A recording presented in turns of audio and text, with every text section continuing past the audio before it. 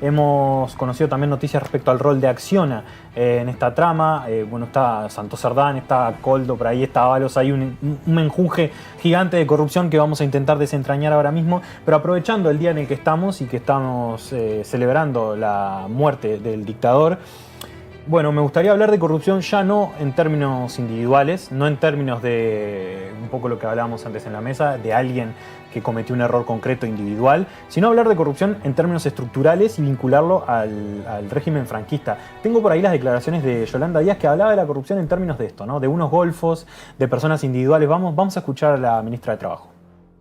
La actuación tiene que ser contra todos los golfos que haya en política, vengan de donde vengan. Y por tanto le pido al Partido Popular que se ponga manos a la obra y deje que de una vez por todas esa agencia, igual que muchas de las medidas que estamos defendiendo, vean la luz en España. La corrupción es la que erosiona la democracia. Insisto, venga del Partido Popular de Almería o venga de donde venga. Hay que acabar con ella y es posible hacerlo. Y veíamos también ayer a Santos Cerdán saliendo de Soto del Real. Tenemos las imágenes también. Buenas tardes o buenas noches ya. Mira, lo primero que quiero decir es que se están hablando muchas mentiras y hay muchas manipulaciones en cuanto a la interpretación que se hacen de los dos informes sobre mi persona. Yo confío que la verdad se imponga y que al final con esa verdad se haga justicia. Quiero agradecer también a toda mi familia, a todos los amigos de toda la vida que me han apoyado y siguen apoyándome, y también a la labor de mis abogados, que ha sido también fundamental. Muchas gracias a todos y en los próximos días no se preocupen que hablaré. Como hablábamos anteriormente, me parece a mí, quisiera saber cómo lo ven ustedes, estamos en un momento complicado respecto a la corrupción, no solamente por la cantidad de casos que se han ido desenmascarando en el último tiempo, sino porque a mí me parece también que esta situación en la que estamos, en la que todos los días sale algo nuevo y todos los días sale un informe de la UCO, bueno, desestimula a la gente, genera desafección política, complica el entendimiento. Hay que estar realmente imbricado en las cuestiones políticas del día a día y de la actualidad para entender mínimamente qué es lo que está pasando. No todo, y esa no es la situación de toda la gente. Recién escuchamos a la ministra de Trabajo hablando de que bueno, hay que acabar con la corrupción y con los golfos que hacen posible la corrupción. Y nosotros en este canal y nosotros en este programa siempre intentamos hablar, bueno, en términos más amplios, ¿no? Y me parece que esta fecha es especial también para vincular la corrupción y el rol de los partidos políticos, bueno, con el enriquecimiento de algunas empresas. Hablamos, por ejemplo, de Acciona recientemente. ¿En qué momento estamos respecto a la corrupción, Aníbal? ¿Y cómo ves vos todo esto de Santos Cerdán? Pero también quiero que lo enlaces con el franquismo. Te olvidas de una palabra, corrupción, no sé qué, y golfos. Los golfos. El día de Franco hay que decir que celebramos la muerte de un golfo porque también era un golfo. No era un golfo como Juan Carlos, tenía otras golferías, pero vamos, no era otro tipo de gente. Sí, los golfos a los que se refiere Yolanda son los golfos de siempre y son los golfos estructurales que existen en todas partes. Por ejemplo, estamos hablando mucho de Europa, de cómo están funcionando los lobbies empresariales dentro de la Eurocámara, que incluso gente que digamos que ha sido investigada, imputada, etc. Lo que pasa es que aquí, claro, si tú la cúpula del Estado, que es nuestra jefatura de Estado, es decir, nuestra monarquía, nuestra Borbonía, está basada y erigida sobre la corrupción, ¿cómo no vamos a ser corruptos, hombre? Yo quiero parecerme a mi rey, soy su súbdito. Tal, entonces, claro, o sea, la corrupción es como una invitación al poder. Y es realmente cómo funciona. Solo hay que recordar cómo se comporta esta gente. Si hacemos un poco de memoria, recordad, por ejemplo, a ver, uno de los presuntos corruptos más grandes que hay en España se llama Florentino Pérez. Digo muy bien lo de presunto porque es muy peligroso decir Florentino Pérez en ningún sitio. Y no quiero acabar mis días en la cárcel, ya que me quedan pocos. Pero Florentino Pérez delante de un juez se atreve a decir una frase que, vamos, que si la dices tú estás todavía en Chirona. Tal, nadie que me conozca se atreve a preguntarme eso. Eso se lo dijo a un señor juez. Es decir, la impunidad del corrupto, del presunto corrupto en España, pues que estoy hablando de Florentino, realmente, o sea, no es ni siquiera disimulada. Y en el caso del libro Reconciliación de nuestro rey Juan Carlos, ya no os digo nada. Porque es un canto a la corrupción y a la promiscuidad y a la estupidez de los más grandes que yo he leído en la vida, ¿eh? No lo leí entero, eso es verdad, todavía estoy sano. Jesús. Bueno, yo voy a hablar porque es lo que me toca de la relación de la corrupción que tenemos ahora con la corrupción franquista. No es nada nuevo, o sea, la corrupción que hemos vivido en tiempos de la democracia no ha caído del cielo. Esa idea que además transmite la derecha, ¿no?, de que aquí tenemos corrupción por la democracia, pero que en tiempos de Franco no había corrupción, es absolutamente falsa. Nada más lejos de la verdad. Todos los fascismos han sido gigantescas máquinas de corrupción, o sea, y el español no ha sido una excepción.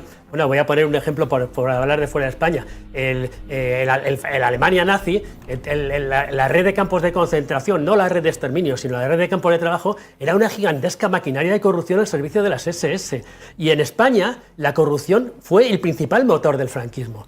En España se cerraron muchas veces periódicos y medios de comunicación. ¿Por qué se cerraban? Por hacer propaganda comunista. Imposible, a nadie se le podía pasar por la cabeza hacer eso. Se cerraban porque había tal o cual noticia en el medio de comunicación que hablaba de algún negocio fraudulento relacionado con gente de la familia de Franco, de la camarilla gobernante, etc. El último cierre del diario Madrid, que fue el que acabó con el diario, fue precisamente por dar una de esas noticias.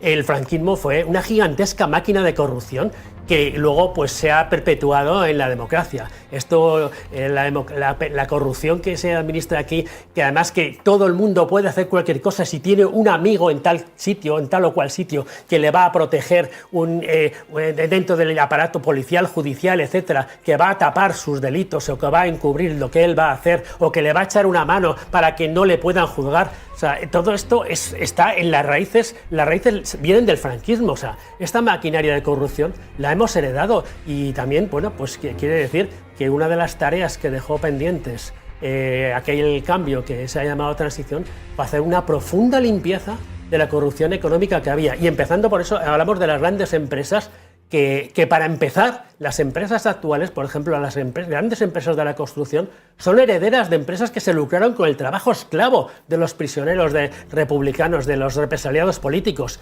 Esto así, se ha perpetuado así. Nunca ha habido ningún tipo de limpieza de la corrupción. Bueno, recordemos casos absolutamente simbólicos. Para que saliese a la luz un caso de corrupción en tiempo de Franco, tenía que ser muy gordo. Pero recordamos el caso del aceite de Redondela, que tuvo, digamos, una trama absolutamente mafiosa con asesinatos y tal de por medio para gente que no hablase. Y bueno, continuando por multitud de muertes sospechosas que ha habido posteriormente, mismamente relacionadas con la trama Gürtel. O sea, ha habido cantidad de personas que han muerto de forma un poco extraña, ¿no? O sea, este tipo de corrupción ha sido heredada y tiene una raíz absolutamente franquista. No es un producto de la democracia. En todo caso, digamos que es una consecuencia de esta democracia que viene del reciclaje del franquismo. Y hay que poner muy cortito Aníbal y Martina, muy cortito. Mínimo, recordar con lo que dices que el juicio del aceite de Redondela, ¿quién era el juez? El padre de Mariano Rajoy, si mucho no me equivoco. Bueno, pues un dato fundamental, vamos, un dato fundamental. O sea, es que esto se perpetúa, o sea, esto es una cosa que no ha caído del cielo, vamos. Y hay que poner mucho la lupa ahí, se suele poner poco respecto al poder económico que se enriqueció con la corruptela que, como bien explica Jesús, heredamos del franquismo. Martina, sobre el caso concreto de Santos Cerdán, ayer Belarra decía, bueno, es difícil creer que la trama se limita solamente a Cerdán y Ábalos. Creo que el informe de la UCO, quien lo haya leído, es bastante contundente. Yo como abogada quiero decir que igual que el caso del fiscal general del Estado, me parece que no tiene ningún soporte, el informe de la UCO tiene pruebas y tiene indicios bastante preocupantes. Eso por un lado. Pero a mí lo que me ha dejado absolutamente perpleja son las declaraciones de la señora Yolanda Díaz.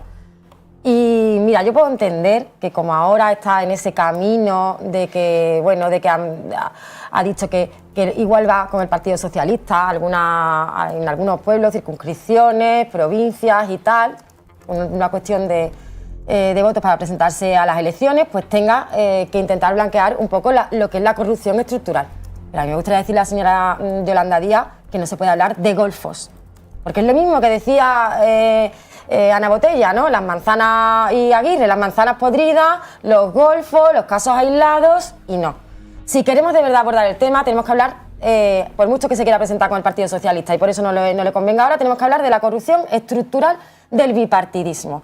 que viene del régimen del 78 y que se ha ido produciendo desde el principio de la democracia hasta hoy. Y el año 2025, por desgracia, pues estamos viendo que de facto es, bueno, pues donde la corrupción del régimen del 78 ha vuelto, pero además por todo lo alto. Porque, bueno, si se nos había olvidado el ADN del bipartidismo y del régimen del 78 es la corrupción. Estamos aquí también para pensar en alternativa, porque o hay una alternativa al régimen corrupto bipartidista del régimen 78 o no vamos a poder aspirar a eliminar la corrupción. El bipartidismo ha ido y la corrupción han ido siempre de la mano, han ido, van e irán, pero porque, bueno, está claro que es algo estructural, como he dicho, que está en el ADN no solamente político, sino además histórico, y que además tenemos casos de corrupción que hablamos de Cerdán, pero es que estábamos hablando, bueno, de los Koldos, Cerdán, Ábalos, etcétera, pero no solamente eso, sino de la corrupción asociada también al machismo. O sea, al machismo, con los casos que hemos conocido sobre Ábalos, con el Tito Berni, que es que da grima, asco y absolutamente todo a las mujeres que hemos seguido el tema. Eso por una parte por el Partido Socialista, pero también estamos viendo el enriquecimiento de González Amador, gracias a su pareja, la señora Ayuso. Estamos viendo también cómo se detuvieron hace 2 días un alcalde y al vicepresidente y presidente de la Diputación de Almería por parte del Partido Popular. Estamos personados también en la corrupción del Partido Popular respecto a los contratos troceados que ha hecho el SAS durante un montón de tiempo y que están habiéndose investigaciones. O sea, quiero decir, el año 2025 lo único que estamos haciendo es cómo se aflora por parte del PP y del Partido Socialista la corrupción. ¿Alguien piensa, por ejemplo, que el señor Montoro, vamos a decir, cambiaba las leyes por dinero, así porque sí, ¿sabes? No, existen empresas que están absolutamente detrás, por eso también tenemos que hablar de la empresa Acciona, que es increíble que se haya investigado el despacho y se haya entrado, ¿no?, al despacho a registrar el despacho de Cerdán o de Ábalos y tal, y que una de las empresas, bueno, que es corrupta y corruptora, todavía haya tardado tanto la justicia en entrar allí a investigar qué está pasando. O sea, es que al final todas las tramas van siempre con las mismas empresas asociadas, sean del Partido Popular o sean del Partido Socialista, pero las empresas siguen siendo las mismas, uno u otro, el gobierno de turno, pero uno y otro. Entonces, entendemos que es algo estructural y que yo sí creo que hay esperanza para que haya una alternativa que sea plurinacional, que sea de izquierda y que además combata la corrupción, porque estamos viendo que al final la corrupción y en su mayoría siempre son de los partidos del bipartidismo. Y es que además se les ve la costura cuando hablan de corrupción, se le ve el mismo discurso a ambos lados del bipartidismo, el discurso siempre es el mismo, actuamos con contundencia, y cuando se los apura un poco es como, no, mire, te dicen, no podemos evitar que haya gente que haga el mal, y que, bueno, cometa este error, y que no podemos evitar los golfos. Pero claro, esa es una noción profundamente reaccionaria, y una fuerza política que se considera izquierda no debería decir es inevitable la corrupción. ¿Por qué? Porque está sosteniendo una concepción antropológica sobre la humanidad mala. El hombre es malo por naturaleza, la mujer es mala por naturaleza y no hay más que hacer. Eso para mí es uno de los puntos que nos diferencia abrupto y totalmente con la derecha. Nosotros no creemos que la gente sea mala. Nosotros creemos que es bueno, me puse rusoniano, pero no importa, el buen salvaje. Pero es que es una posición profundamente reaccionaria porque asume pues la maldad del ser humano y en ese sentido llega, o sea, es la misma línea que asume, pues yo que sé, que aquí es el sálvese quien pueda y que justifica los genocidios en base a que hay malas personas en vez de las condiciones materiales y estructurales que hay detrás en el colonialismo. Entonces es la misma línea. Sobre esto yo me gustaría reafirmar que esto pues que es un problema estructural que tiene que ver con cómo se ha conformado no solo el bipartidismo y el régimen del 78, sino cómo está conformado específicamente en España el capitalismo, que es un capitalismo de chanchullos y de amiguetes, parasitario del Estado y que es profundamente heredero del franquismo, sus fortunas, toda la manera en la que se mueve el capital en este país funciona de esta manera, pues porque nos hemos comido 40 años de franquismo, pero también viene de antes y la República no consigue, digamos, terminar con esos poderes caciquiles que llevan siendo los mismos en España desde antes del siglo XIX. Y en ese sentido, creo que lo que pasa en el Congreso cuando vemos estas cosas, bueno, primero decir que la contundencia no se ve en ningún sitio porque hace unos meses salió Pedro Sánchez a decir que iba a tener un plan contra la corrupción del que se han aprobado 0 medidas. Lo estamos esperando. Absolutamente 0 medidas. Propuso un montón de cosas, igual que hacen vivienda, pero 0 medidas llevadas a cabo a día de hoy. Con lo cual, pues bueno, ni están ni se las esperan. Y por otro lado, decir que este y tú más realmente beneficia a la antipolítica y beneficia a pues, estos elementos como fascistas en un momento de fascistización de la sociedad que propugnan, pues digamos, una ruptura con los ideales democráticos o una ruptura con los ideales sociales para intentar vender un Estado más autoritario y así, digamos, hacer frente a esta corrupción que es, digamos, la muerte de toda posibilidad realmente de cambio. Y sobre esto sí que me gustaría decir que si hay gente que cree que Vox y el fascismo es la alternativa a la corrupción del bipartidismo, solo tiene que ver los 40 años de franquismo y la corrupción